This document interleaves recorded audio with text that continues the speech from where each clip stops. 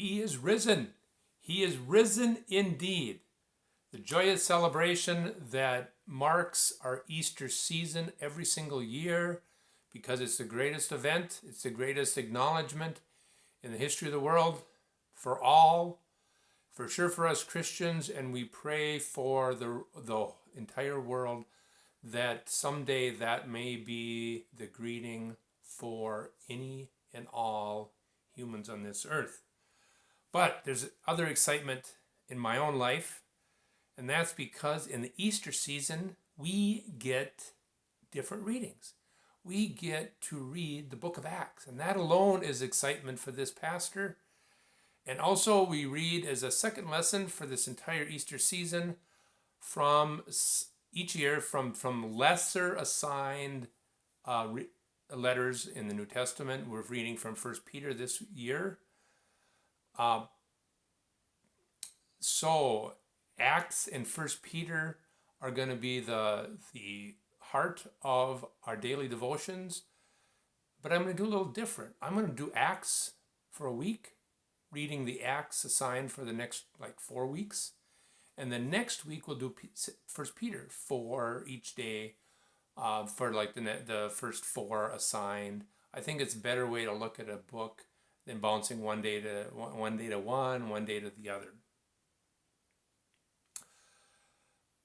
Before we do any of that, however, I want to do what we've been having a little fun with each and every week, maybe each and every day. The background behind me is not much to look at, a white wall in a downstairs bedroom, extra room. My beard's coming in a little bit better. It actually maybe shows up as much. And I want to talk about the shirt I'm wearing. Simply, I'm a member of a Lions Club. And that is serving God in the world, I believe. And I think that's what the book of Acts speaks to us more than any other book, is these apostles are finally given walking orders by Jesus, and it's time. It's time for humans to take on the task, again, with Jesus' help, humans to take on the task. We're going to read from Acts then for this week, and I'm going to use the Message version. Here's my Message Bible. A wonderful explanation, the beginning of Acts, just so we understand the book. I'm going to begin there. Because the story of Jesus is so impressive, God among us, God speaking a language that we can understand, God acting in ways that heal and help and save us, there's a danger that we will be impressed, but only be impressed, as the spectacular dimensions of this story slowly or suddenly dawn upon us.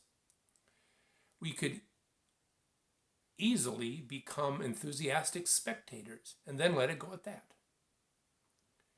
Become admirers of Jesus, generous with our oohs and ahs, and in our better moments, be inspired to imitate him.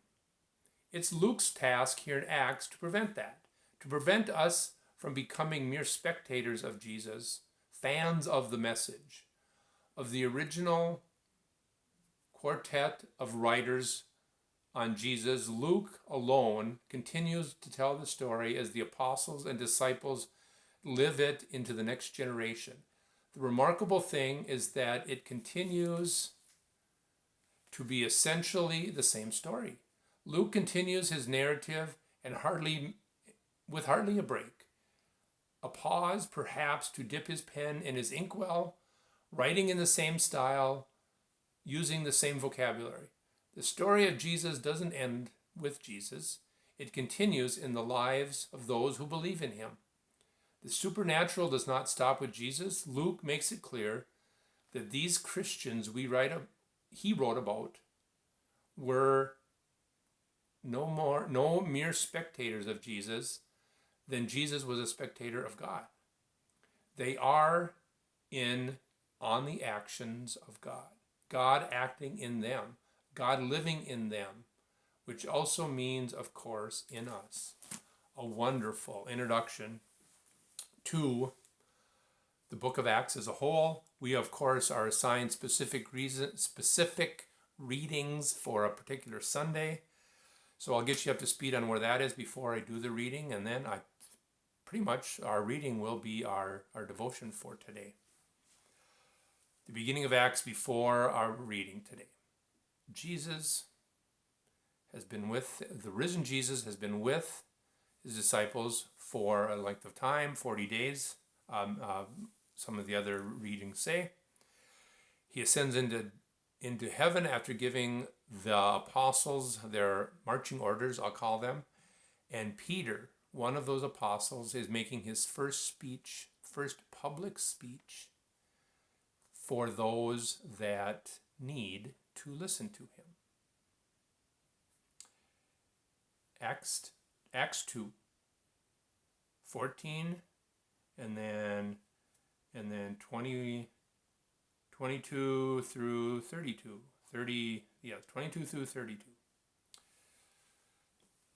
That's when Peter stood up, backed by the other 11, and spoke up with bold urgency.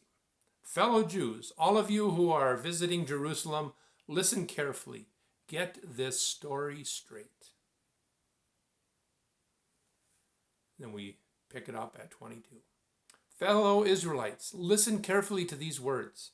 Jesus, the Nazarene, a man thoroughly accredited by God to you, the miracles and wonders and signs that God did through him are common knowledge. This Jesus, following the deliberate, well thought out plan of God, was betrayed by men who took the law into their own hands, was handed over to you, and you pinned him to a cross and killed him. God untied the death ropes and raised him up. Death was no match for him.